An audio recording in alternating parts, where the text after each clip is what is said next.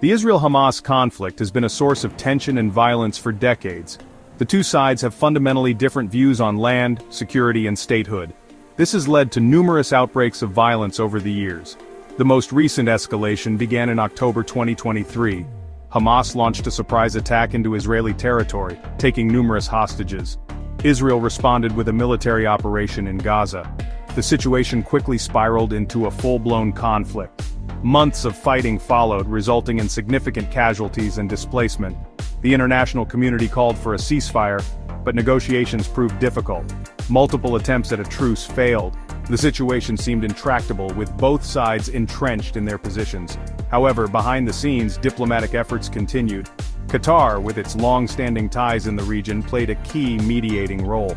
The United States, under the new administration of President-elect Trump, also increased its involvement.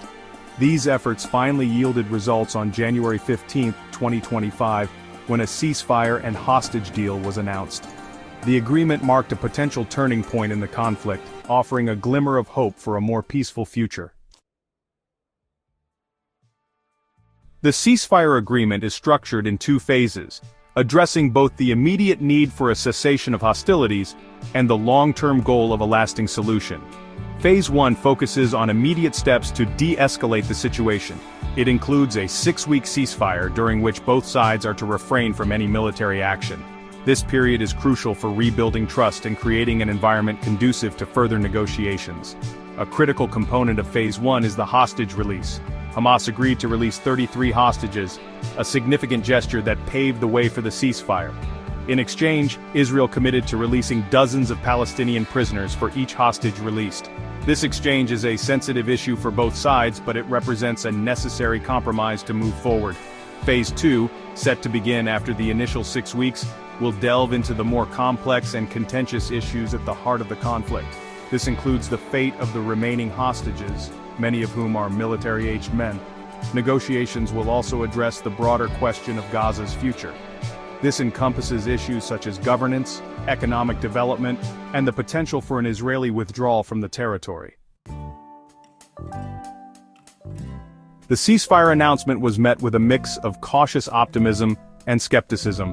In Gaza, where the conflict has had a devastating impact, residents celebrated the news in the streets. The ceasefire offers a much-needed respite from the violence and a chance to begin rebuilding their lives. However, there are also concerns about the long-term viability of the agreement and whether it will truly address the underlying issues fueling the conflict. In Israel, reactions were more divided.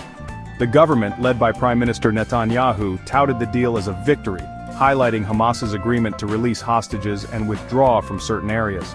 However, some criticized the deal as being too lenient on Hamas, arguing that it does not go far enough in addressing Israel's security concerns. The international community welcomed the ceasefire as a positive step towards peace. The United States in particular played a significant role in brokering the deal. President-elect Trump, eager to demonstrate his administration's commitment to resolving the conflict, praised the agreement as a testament to his deal-making prowess. He also highlighted the efforts of his special envoy to the Middle East and the U.S. National Security Team in securing the deal.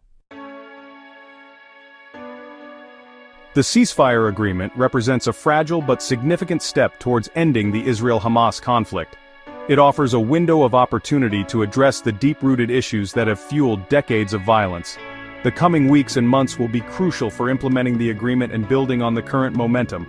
The success of the deal hinges on both sides upholding their commitments and engaging in good-faith negotiations. The international community also has a vital role to play in supporting the peace process. This includes providing humanitarian assistance to Gaza, which has been ravaged by the conflict. It also means holding both sides accountable for their actions and encouraging them to choose diplomacy over violence. The road to peace will be long and arduous, but the ceasefire agreement offers a glimmer of hope for a brighter future for both Israelis and Palestinians. It is a chance to break the cycle of violence and create a more just and peaceful future for all.